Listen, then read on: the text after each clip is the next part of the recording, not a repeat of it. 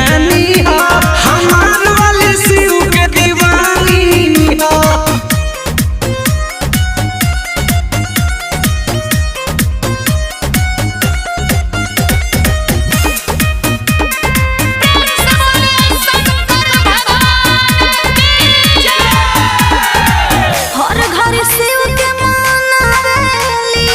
नमः शिवाय